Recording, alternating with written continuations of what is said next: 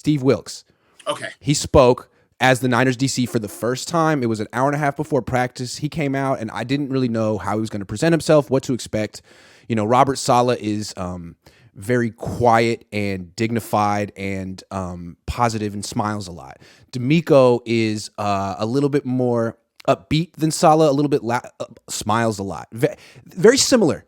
Steve Wilks comes in and is very serious, and he I don't know if you felt it, but first it just felt like, oh, this is a head coach. Like, right, you've been a head coach before. You are a head coach. You're older than Kyle. And then I wanted to ask him about what Luter Jr. said. Luter said, I play man coverage. And I was like, geez, it's not really the kind of corners DeMeco and Saleh would bring in.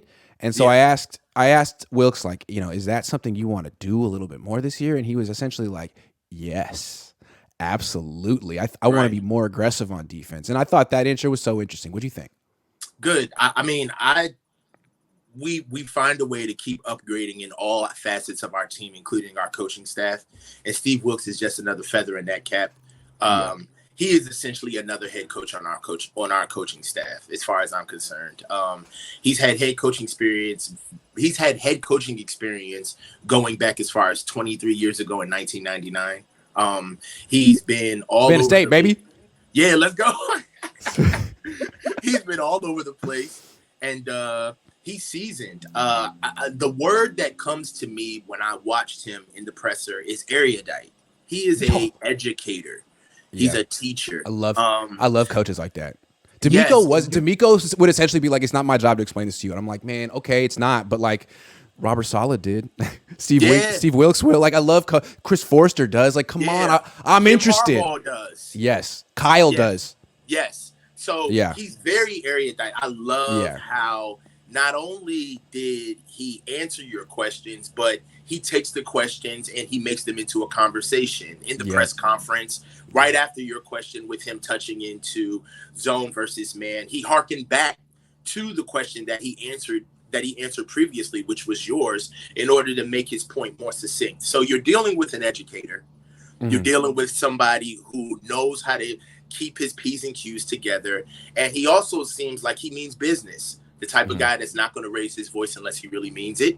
And the type of guy that's going to be very straightforward with you. I like Kyle Shanahan in a lot of different respects. So I love the fact that we have Steve Wilks. Now, as far as the schematics of how we're going to utilize the defense, I'm very happy with how Steve Wilks is trying to get at our defense. I don't think that he's necessarily trying to come and fit a square peg in a round hole.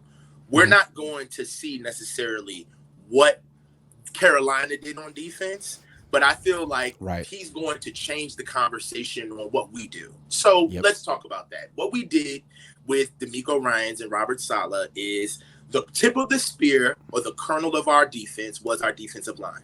And four-man rush. Yes, the four-man rush. In certain ways, you could say that the defensive line was almost at service to the secondary and the linebackers, meaning that all of the heavy lifting, the run stopping for the interior, the pass rushing on third downs, the gotta have it downs, the RPO. The defense went as the defensive line went, pretty much. Exactly. And it all was on the defensive line. With Steve Wilks, I feel like the inverse is going to happen. I feel like we're going to start utilizing our secondary and our linebacking core in service for the defensive line. We're going to start blitzing a lot more. We're going to start stunting a lot more. We're going to start helping where, one thing that really doesn't get brought up is we talked about how many times Nick Bosa gets chipped, how many times our defensive ends and our rushers get chipped. A lot of that is because the overhang on offense doesn't have to worry about us blitzing. It's not necessarily something that we do. That's true. And when you don't have overhang and you don't necessarily trust that he's going to fire off the line of scrimmage, or that this is what they do on a regular basis, then you can tee off on the defensive line. I'm looking for our defensive line to kind of be the star of the show rather than the accelerator of the defense. I love how Wilks comes in and he's like, look, I don't have a scheme. I'm just looking at the number one defense in the league. How can I make it better? And what he's thinking is, what I'm thinking is like, hold on, you have all this invested in your defensive line. You're trying to have the best pass rush, and you're just going to play soft off zone coverage. And so what you're saying on the back end is, here's a bunch of quick throws. Just check it down, and then we'll rally up and tackle. Like, why would you want to give them quick throws, which essentially beat your pass rush that you're so invested in? If you want that pass rush to win, get some guys who can press across the board, force the quarterback to hold the ball, hitch, read the field. Like, then your defensive line can win. I mean, it's not genius. It's just so freaking obvious. I'm surprised that DeMeco and Robert Saleh didn't do that. Now, in Saleh's defense, when he had Jason Verrett, he did a lot of this. And that's when I think he's doing it now in New York with Sauce Gardner. And also in DeMeco's defense, I think he was doing it when he had Emmanuel Mosley. But then he lost him, and then he had Lenore, who really isn't built to get in wide receivers' faces like that. He's kind of small for a cornerback. But Wilks is thinking like, hey, man, if I just play a little press man coverage, like that could probably generate 10 more sacks this year. All of a sudden, I'm giving this pass rushers more time. I agree 100%, Grant. I mean, just look at how our defense, the calling cut of our defense. We are an elite defense, right? Yeah. But so why play passively?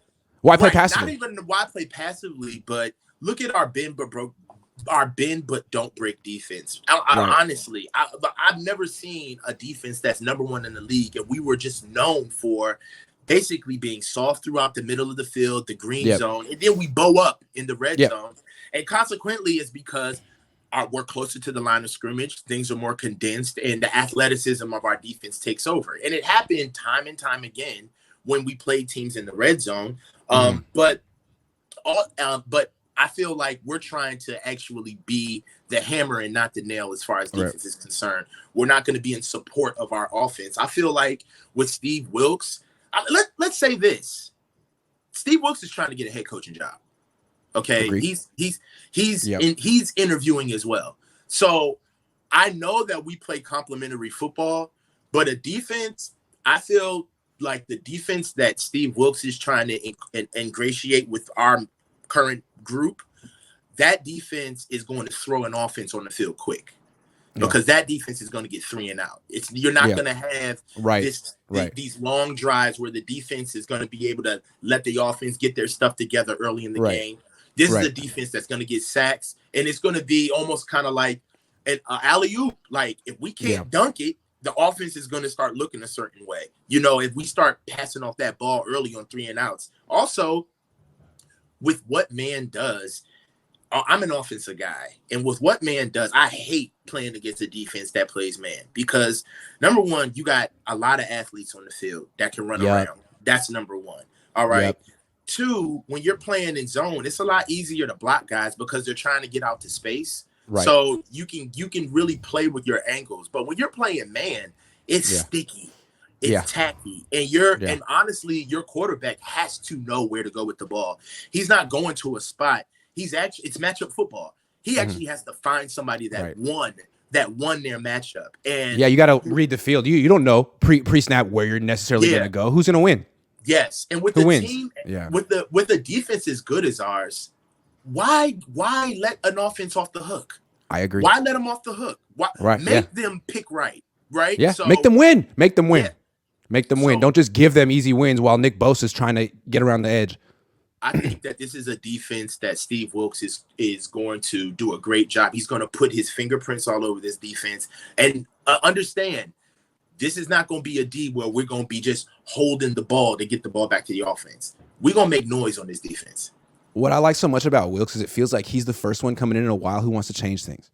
It's like, look, you guys haven't won a Super Bowl, okay? I know you had the number 1 defense last year, but you gave up 31 points in the NFC Championship game. We got to do something different. And the way I look at what Saleh built and then what DeMeco kind of like perfected here, it's not a championship defense. It's a great regular season defense, but it's too vanilla. And I think Saleh gets that in New York. I don't know what DeMeco's going to do in Houston, but what they have here is too vanilla because it works. If you just want to rush 4 and play zone, keep everything in front of you, don't give up big plays, like that's good enough 95% of the time. But ultimately, you're going to face an offense that can dice that up.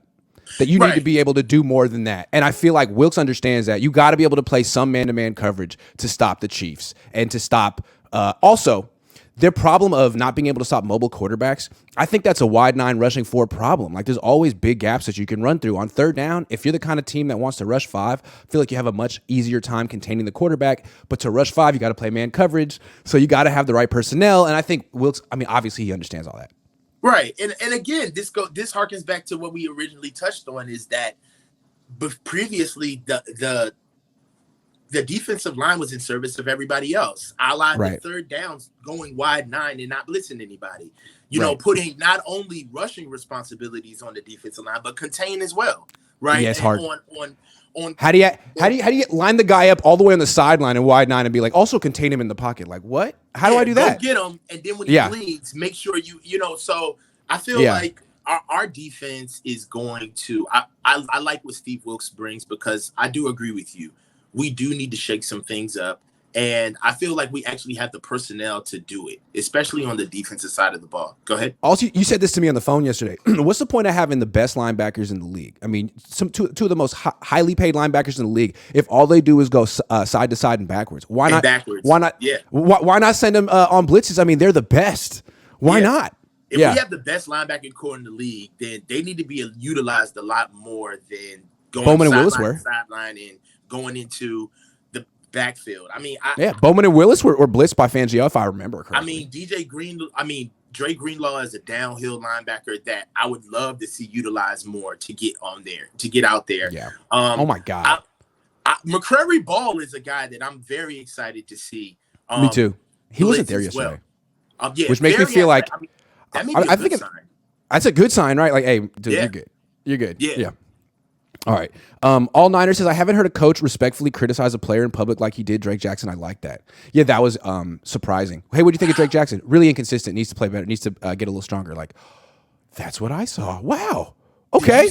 Did you see how he got to the point, but he kept himself out of it? He was very I love that comment. He was very matter-of-factly about it. I'm very impressed with Coach Wilks.